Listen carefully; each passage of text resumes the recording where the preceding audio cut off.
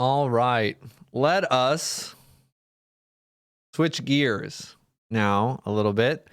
We're going to go into chapter 4. So chapter 4, we start talking about polynomial rational functions, some things more complicated than linear functions, but better at describing a lot of things as well. Chapter 3 was a fun little foray into some applications, all the things that we could do with linear functions. Now, what can we do with nonlinear functions? What can we do with functions that aren't lines anymore?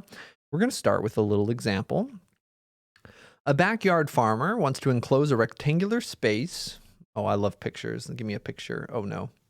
Wants to enclose a rectangular space for a new garden. She's purchased 80 feet of wire fencing to enclose 3 sides.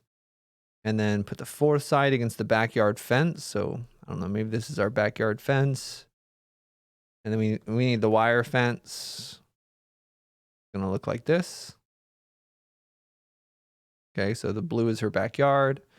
And then this is the wire fencing. Got 80 feet of wire total. Okay.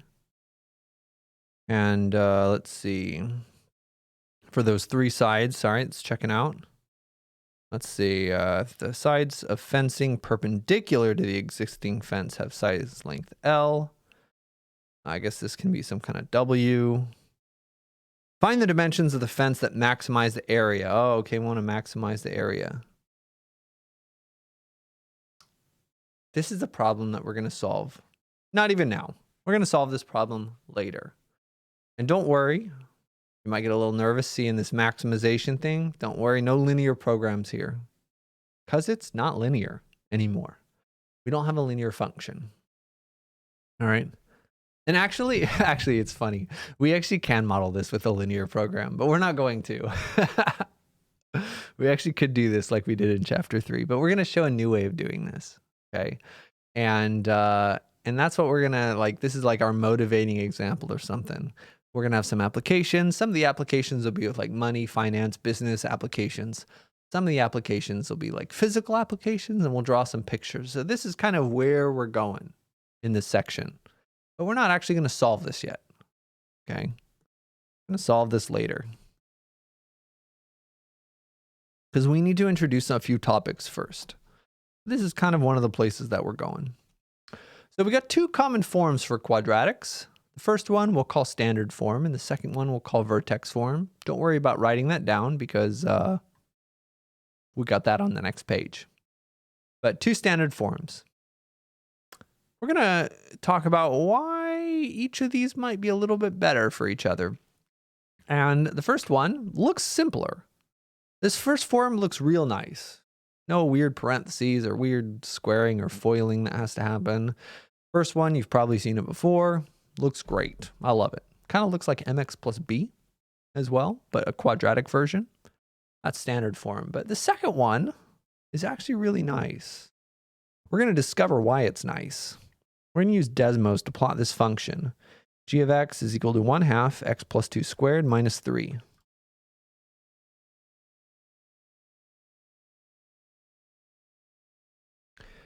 And the question is, what are some notable features of the graph? How might they relate to this equation? Okay, so it's a quadratic function. It's a parabola.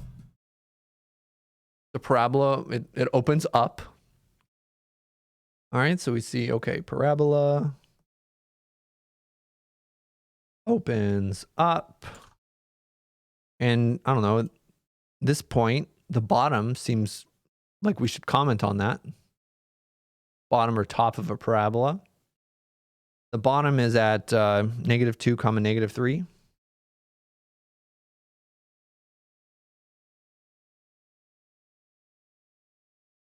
And now look at the equation. Does any of this information have anything to do with our equation? The bottom of the parabola has a 2 and a 3 in it. The equation also has a 2 and a 3 under that. Is that coincidence? Well, the 2 is opposite. One's a -2, one's a +2. Is that coincidence or is there something going on? So we don't have to answer this question out loud. I just want you to think about it. That's why that second one's going to be important. It's not a coincidence. That's vertex form, and it has the vertex information. So let's make that more official. There are two forms that we're going to talk about for quadratic functions. Standard form, that's the first one, ax squared plus bx plus c.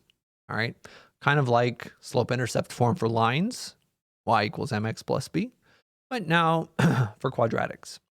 And then vertex form is like we just saw. It's actually the same a, if you're curious. The a is the same thing. And then we're subtracting an h on the inside, and we're adding a k on the outside. And that h and that k are the vertex. Okay, so that bottom, we have a name for that. That's the vertex.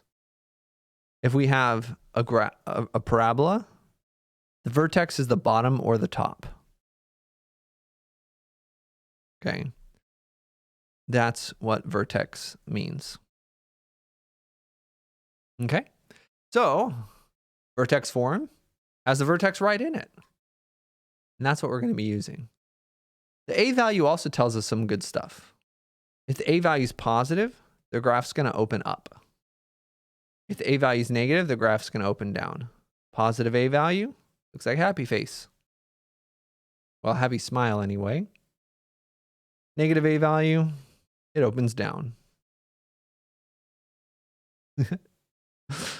My frown I can really make look like a downwards parabola. My smile is kind of hard. It's hard and it looks really weird. Look at the bottom lip. Okay, so we're gonna get some practice how to use vertex form, how to use standard form in the next video. That's what we're getting into. Enjoy.